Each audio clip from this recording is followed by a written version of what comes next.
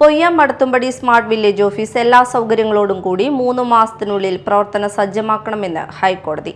പൊതുപ്രവർത്തകൻ നൽകിയ ഹർജിയിലാണ് വിധി. സംസ്ഥാന chief secretary, additional chief secretary എന്നിവരോടാണ് ഉത്തരവ് നടപ്പിലാക്കാൻ കോടതി ആവശ്യപ്പെട്ടിരിക്കുന്നത്. ഉദ്ഘാടനം കഴിഞ്ഞു 2 വർഷമായിട്ടും മടത്തുംപടി സ്മാർട്ട് വില്ലേജ് ഓഫീസിന്റെ പ്രവർത്തനം ആരംഭിക്കുന്നില്ലെന്ന് ചൂണ്ടിക്കാണിച്ച് പൊതുപ്രവർത്തകൻ ഷാൻഡി ജോസഫ് തട്ടകത്ത് സർക്കാരിലേക്ക് പരാതി നൽകിയിട്ടും നടപടി സ്വീകരിക്കാത്തതിനെ തുടർന്നാണ് ഹൈക്കോടതിയിൽ ഹർജി നൽകിയത്.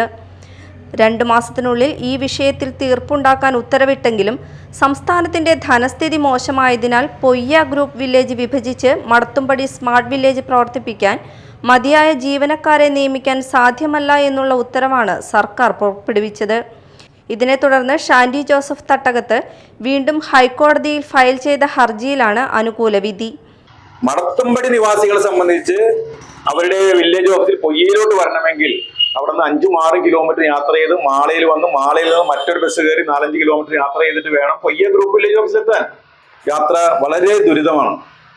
അങ്ങനെ ഇതിനൊരു പരിഹാരമായിട്ടാണ് മടത്തുംപടി വില്ലേജിന്റെ പരിധിയിൽ ഏതാണ്ട് സെന്റർ തന്നെയായിട്ട് ഒരു സ്മാർട്ട് വില്ലേജ് ഓഫീസ് തുടങ്ങുന്നത്. 10 സെന്റ് സ്ഥലത്ത് 44 ലക്ഷം രൂപ ചെലവ് ചെയ്ത് വളരെ മനോഹരമായിട്ടൊരു കെട്ടിടം നിർമ്മിച്ചു. ഈ കെട്ടിടം അടഞ്ഞു കിടക്കുന്നു. വീണ്ടും 2023 വീണ്ടും ഹൈക്കോടതിയെ സമീപിക്കുകയും ആ ഹൈക്കോടതിയിൽ സമീപിച്ച റിട്ടിന്റെ അടിസ്ഥാനത്തിലാണ് കഴിഞ്ഞ ദിവസം സർക്കാരിനോട് 3 മാസത്തിനുള്ളിൽ ഈ സ്മാർട്ട് വില്ലേജ് സ്മാർട്ട് ആയിട്ട് തന്നെ, അതായത് അവിടെ എന്തെല്ലാം സൗകര്യം ഒരുക്കാനുണ്ടോ, ഏതെല്ലാം ഉദ്യോഗസ്ഥർ ആവശ്യമുണ്ടോ അവരെല്ലാരെയും നിയോഗിച്ചുകൊണ്ട് തന്നെ 3 മാസത്തിനുള്ളിൽ ഈ മടത്തുംപടി സ്മാർട്ട് വില്ലേജ് ഓഫീസ് തുറക്കണമെന്ന് ഹൈക്കോടതി നിർദ്ദേശിച്ചിരിക്കുന്നത്. Kerala chief secretary, additional chief secretary revenue, Irinjalakuda revenue divisional officer, Thrissur ജില്ലാ collector, Kodungallur taluk tahsildar, Poyya village officer ഇവരെ കക്ഷികളായി ചേർത്തിട്ടാണ് ഹർജി നൽകിയിരിക്കുന്നത്. ആദ്യ ഹർജി ഹൈക്കോടതിയിൽ എത്തിയതിനെ തുടർന്ന് പൊയ്യ ഗ്രൂപ്പ് വില്ലേജ് ഓഫീസിന്റെ സബ് സെന്ററായി മടത്തുംപടി സ്മാർട്ട് വില്ലേജ് ഓഫീസിനെ തൽക്കാലം മാറ്റുകയും പുതിയ ഓഫീസിൽ വില്ലേജ് അസിസ്റ്റന്റിനെ വെച്ച് പ്രവർത്തനം ആരംഭിക്കാൻ തീരുമാനിക്കുകയും ചെയ്തു.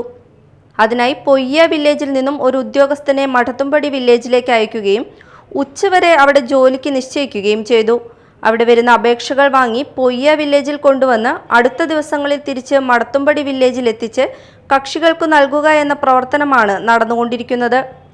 പൊയ്യ, മടത്തുംപടി, പള്ളിപ്പുറം എന്നീ 3 വില്ലേജുകൾ ചേർന്ന പൊയ്യ ഗ്രൂപ്പ് വില്ലേജിൽ നിന്ന് മടത്തുംപടി അടർത്തി മാറ്റിയിട്ടാണ് മടത്തുംപടി നിവാസികളുടെ സൗകര്യത്തിനായി സ്മാർട്ട് വില്ലേജ് ഓഫീസ് കെട്ടിടം മടത്തുംപടി ജഡ്ജിമുക്കിൽ കൊണ്ടുവന്നത്.